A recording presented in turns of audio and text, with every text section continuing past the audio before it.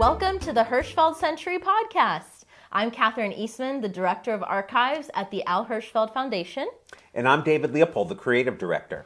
And this is the Hirschfeld Century Podcast film debut. Wow. I'm ready for my close-up.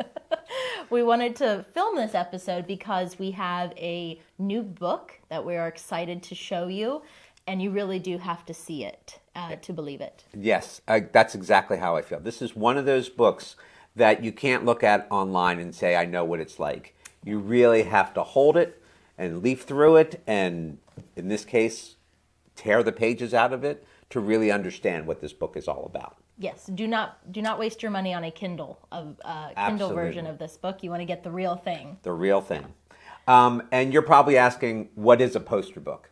And that was a question I asked when our editor at Abrams Comic Arts, Charlie Kochman, first approached us with this idea. And what it is this is a deluxe, oversized book that 11 by 14 inches. And there are 25 full-page reproductions in this book that are intended to be removed from the book and put on the wall, whether you tack them on the wall or frame them. If you want to line your bird cage with it, you can do whatever you want. Usually, I would be very alarmed with someone tearing a page out of a book, but this is exactly what it is supposed to do. I like that. We should make an ASMR video of us tearing the pages out. Let's take another listen here. Oh, no. Wow. Wow, that's a little hard. Smooth. Okay.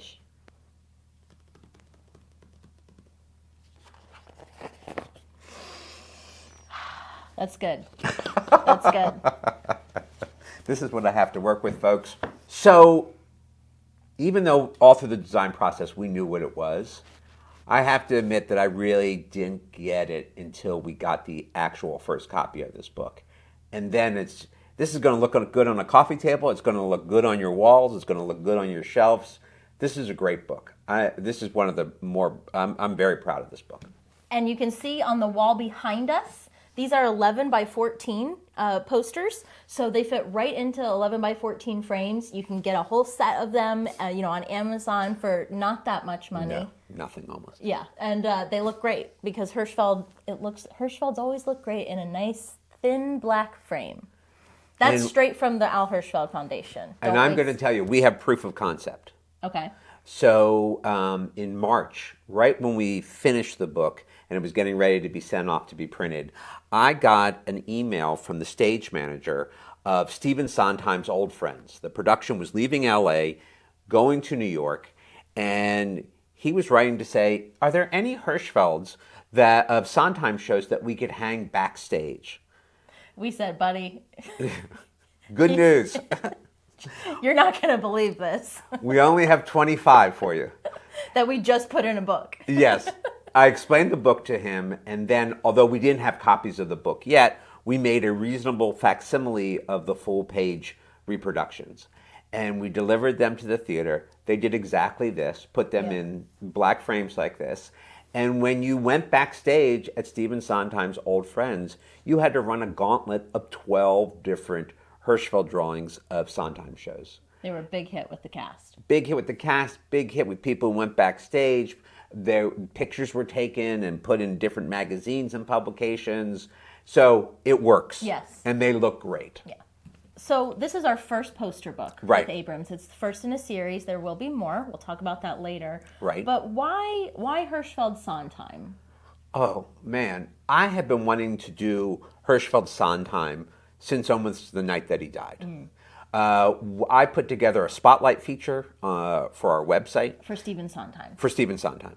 And I just decided, well, I'll gather all the drawings of his shows or shows that he contributed songs to or movies that Hirschfeld drew that were either of Stephen Sondheim shows or, again, ones that he contributed to. And I was kind of stunned by how many there were. There were over 50 pieces. There's a lot, yes. And so the night that he died, really, this book was born because I realized this was an incredible collection of work that not only gave you the history of Sondheim, but it gave you the history of Hirschfeld, 50-year history of Hirschfeld. And it just seemed like such a natural but We had other projects at the time, and it got delayed. And then Abrams approached us about doing a poster book, and I said, I got the first one. So once we knew what images were going to be on there, and I was going to write on the back of each poster, I've collected information about the show, but more about the connection between Sondheim and Hirschfeld on any of these particular shows. But 2 weeks after Sondheim died, New York Times theater critic Ben Brantley wrote an op-ed for the New York Times about, Sondheim passing. It was a big deal in the theater community, as we all know. And he writes this piece in the paper about how when Sondheim died, of course, he put on the records and wanted to relive those experiences. And he took out some photographs, and he realized the photographs didn't capture the show at all. But when he pulled out the Hirschfeld drawings, he thought it captured the entire essence of the show.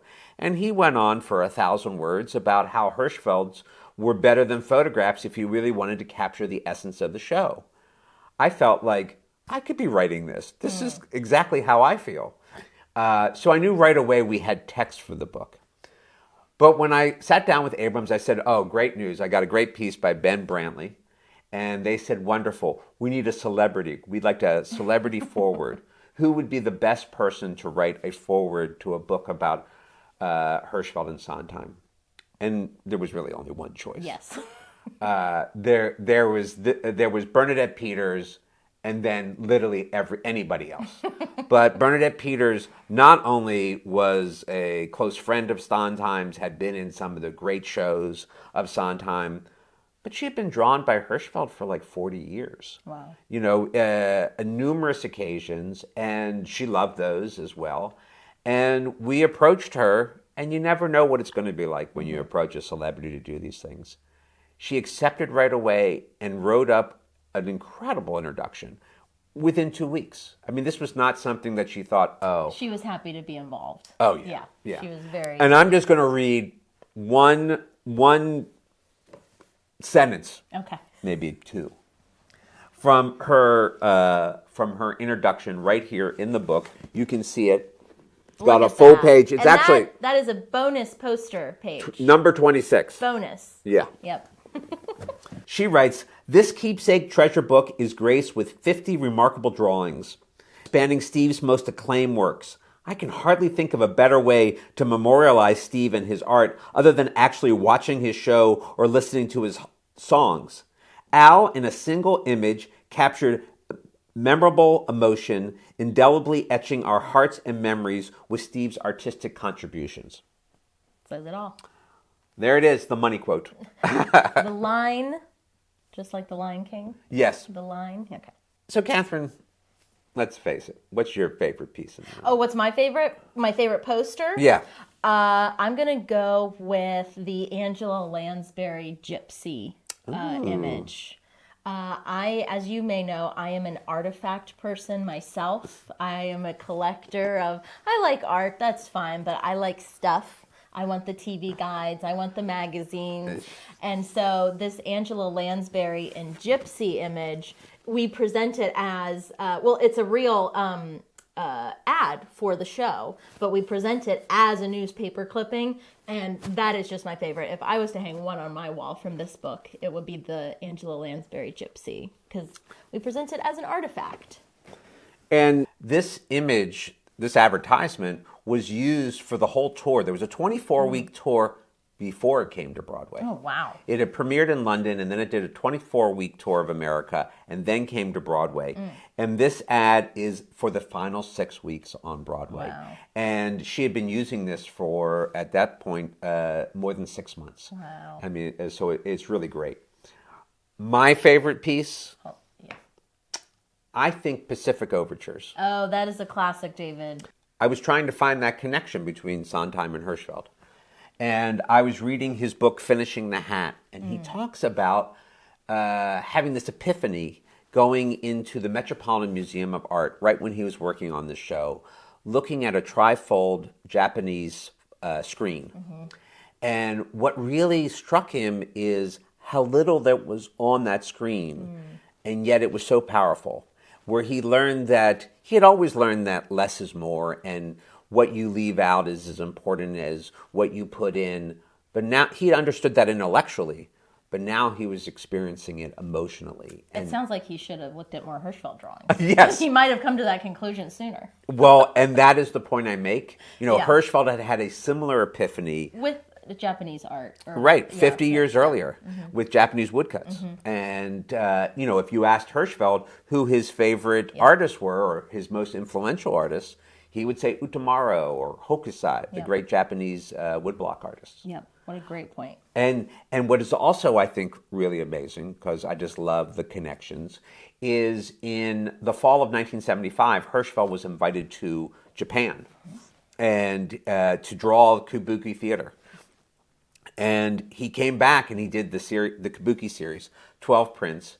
And then he's drawing Pacific Overtures where all the characters are dressed in a Kabuki style. And so it just fit perfectly. Like, what is that, 76? 76. Is Pacific Overtures? Yeah. And he had just done the Kabuki series, 75. Yes. Yeah. He was probably What working a on it. That is wild. Yeah. It's almost like he went to Siam, came back, and his friends were writing a musical about the king of Siam and his court. Interesting. The only difference there is this was literally right before the show opened. Yeah. Whereas King and I was about 2 years before the show opened. Well, still good timing. A story for another day. And on the back of the Pacific Overtures, we put in one of the Kabuki series because it just, you and I know the works. Yeah. We would have put more drawings in, but, we wanted you to be able to lift the book. But what I like about the back pages is you get all these different images that relate to the front in one way or another. Like this Kabuki is not necessarily related to Pacific Overtures or Sondheim, but it does tie in via Hirschfeld's story and his connection to the show. It's Hirschfeld Sondheim. Yes. So this is we're showing you what Hirschfeld was doing and what Sondheim was doing. It's interesting, too, this next page, these are 4 different drawings from Side by Side by Sondheim. And Side by Side, I believe, is the show with the most Friday drawings by Hirschfeld. Friday drawings, of course, were for the Friday theater column. It was a 2 inches by 3 inches? 1 inch by 3 inch? 3 inch by 6 inch. Okay. So it's a very small column, and it's a style that Hirschfeld had to adapt to kind of say a lot with very few lines. That is correct. Right? But it has the most Friday drawings of any show. I think it's 6. 6 drawings. So that's a lot. And we put the original cast had 4 individual Friday drawings, and for the poster page, we put them all together to make a cast drawing that had never existed before. And don't worry, we updated the Hirschfeld signature with the correct number of Ninas on the page. Oh, yeah. So do not worry, you will be able to count your Ninas. Well, there's not just Ninas in this book. There's something else in this book. That's true. In 1973, Sondheim wrote a murder mystery film with Anthony Perkins called The Last of Sheila. And the studio asked Hirschfeld to do a publicity drawing for it. And he had all the cast around a table. And, of course, there's Nina's in it. But next to his name, it says 2 + 2. And the other 2, those are Sheila's. And so you have to look for Sheila, just like they do in the movie. So really a smart and fun classic Hirschfeld. But now, we didn't put a content warning on this podcast, but I do want to talk about one other controversial work in this book, and that is Passion. The last new show that Hirschfeld drew of Sondheim's work on Broadway. In fact, did not know that. His last new show on Broadway. Hirschfeld did a drawing that showed 2 of the 3 main characters in bed, Marin Maisie and Jer Shea, in bed. And Hirschfeld did this drawing, submitted it to the Times, and in a very, very rare instance, the Times rejected it. Why? Why ever? Whatever for? That's a very good question. Hirschfeld claimed that it was because he had discreetly shown Marin Maisie's nipple. And when he told me this, he told me of another story. In the 50s, there was a show called Reclining Figure on Broadway. And Hirschfeld did the poster art for it, which showed a topless woman with a sort of veil draped over her lower half. It was not salacious. It was not particularly erotic or anything. And it was an art world satire, and it perfectly captured the show, produced by Martin Gable. When the Times got the ad for this show, they refused to run it until Hirschfeld put a bra on the figure, which he did do. What's the year, 54? Yeah, 54. Is that, yeah. So here it is, 40 years later, and he's still dealing with nipple issues in the New York Times. Yes. So at that same time, Hirschfeld did a drawing of Martin Gable for Collier's magazine, but in the same position, and he is not wearing any clothes, unfortunately. Yes. So it's one of the wilder Hirschfeld drawings, probably. It was for John O'Hara's column, and he was talking about the show. And so he had Martin Gable in a repose, let's just put it that way. And as much as these stories are fun, they're probably not the reason the Times rejected the drawing. You don't think so? Well, then what do you think the real reason is? The real reason is the lead character in the show was played by Donna Murphy. Okay. Fosca. Okay. I mean, it is literally her show. Okay. It's her overwhelming desire for the male lead that is the driver of the show. And he hadn't included her in the drawing. So he did another drawing. The Times editorialized this? They're saying this isn't the show you saw? Like, that's what it sounds like. Well, I think they said you didn't capture the show that, the lead character in the show. I don't know if you can name another show. Yeah, a drawing without the Phantom. Yes. That would fall a little flat. You couldn't say this is Phantom of the Opera and then not show the Phantom. Yeah, fair. Okay. So I think that was the case. Interesting. And the new drawing proved to be so popular it was published as a limited edition lithograph. Yes. So they weren't wrong. And he took it all in stride. Right. It was just another drawing to him. Yeah. And so I like that. So the version that's in here is that unpublished drawing that the Times rejected. Exactly. And you also get a picture of reclining figure, both before and after the bra. Not the Martin Gable one. Thank goodness. I tried. I really tried to get it in there. Well, as we showed you before, pages come out very easily. You can also keep the pages in here. Like David cringes every time we pull another page out. You can keep it all intact and put it on your bookshelf. Lovely that way as well. Buy 2 copies. Yeah, you could do that as well. Buy one copy to take the pages out and one to keep on your coffee table. You can do it whatever way you would like. But I do love, they are so easy to put in the frame. Well, you would love this one anyway. I had to pick it for Victor Garber, of course, as John Wilkes Booth in Assassins. Assassins doesn't get enough credit these days, I feel like. Right. Underperformed show. But it does look lovely. And as you can see behind us as well, just really, they all fit so nicely and beautifully. And look at that beautiful self-portrait. That's not a self-portrait. That's a portrait of Stephen Sondheim. Oh, that's true. I mean, one bearded guy looks just like another. I graduated college a long time ago at this point, and folks, this is what I have to work with. No, this is a great Sondheim portrait from 1999, 22 years after the one that's on the cover, and it's never been published before. And now you can take it home and put it on your wall. Put it on your wall.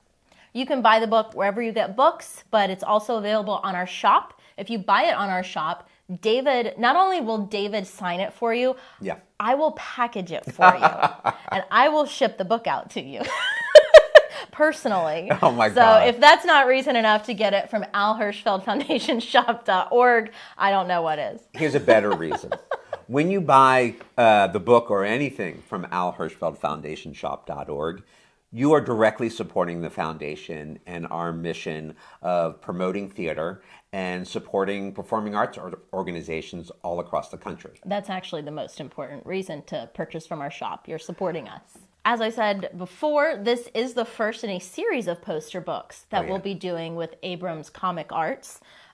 So there will be more to come. Our next one is coming out in the spring. Not going to tell you what its subject matter is, but it's not Sondheim. But you're going to love it. Yeah. But as we talk about Abrams, I would be remiss if we did not shout out the designer of this poster book, Liam Flanagan, who Great job. Did an incredible job designing it, making sure, we would send him images sometimes and he would say, "Not good enough, Katherine." And I would say, "Yes, sir. We will get on that immediately." But it looks really incredible, and that is in large part to Liam Flanagan at Abrams Comic Arts. And you think it's easy because it's Hirschfeld drawings. Just put them on page. Should be. It's, again, what you put in and also what you leave out.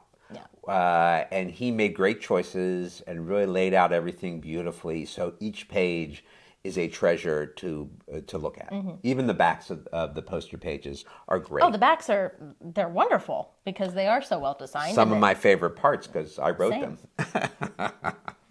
If you're in New York between September 9th and September 20th, you really have to come over to the Algonquin Hotel, to the Oak Room, where we're putting on a special exhibition, really the first gallery show of Hirschfeld's work for sale in New York in more than 10 years. Wow.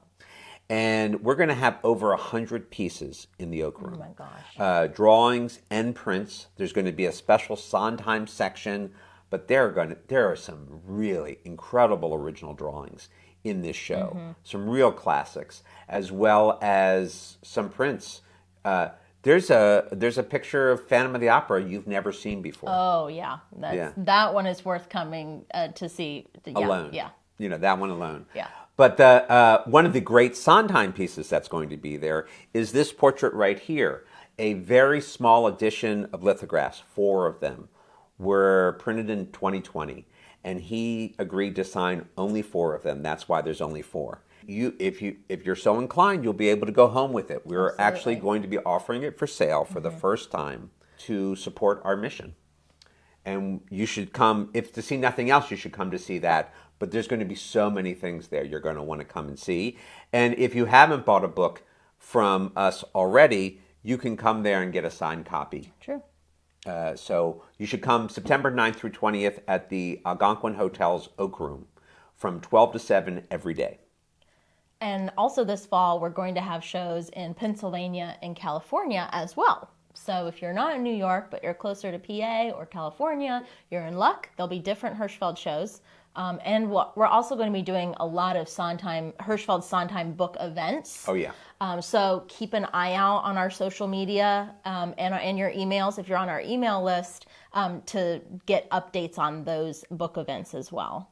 Sure. You can take advice from Bernadette Peters, as she does in her introduction to this book, and look at this book while listening to Sondheim songs. Oh, yeah, sure. On Spotify, we've made a Hirschfeld Sondheim playlist. Our amazing media director, Doug Coons, lovingly put together a whole playlist for, I think, nearly every image in this book. Right. That you can listen to while you're going through the pages. So that's on Spotify. You can just search Hirschfeld Sondheim. It'll also be in the show notes of this episode, of course, as well. Yeah, and so listen, we've got a book that you are going to love. We've got an exhibition that I think you will really enjoy. And I hope we see you somewhere around the country this fall as we go out and promote this book. Thank you for joining us on our first ever filmed episode of the Hirschfeld Century Podcast. Wow, it's a first one for us. Yeah. I thought it was pretty fun. Yeah. So follow the podcast on Spotify, Apple Music, or Apple Podcasts, Amazon, wherever you get your podcasts. We're on YouTube, the Al Hirschfeld Foundation, X, Instagram, Blue Sky, TikTok at Al Hirschfeld, Facebook, the Al Hirschfeld Foundation, and the Al Hirschfeld Foundation group, which is my favorite group to visit on Facebook. Great stuff there. Yeah. So follow us there. We have, of course, our website, alhirschfeldfoundation.org, and our shop, alhirschfeldfoundationshop.org, where you can get the new Hirschfeld Sondheim poster book. Yeah. We also have hirschfeldhomestyle.com, which is where you can get your beautiful Peter Falk pillow, or Every Peter home Falk needs one. shower curtain, whatever you would like. Your Victor Garber shower curtain. You know I have got mine. But Hirschfeld Home Style, you can get a lot of different things. So check that out as well. Yeah, most definitely. All right, and we will see you next time. So long.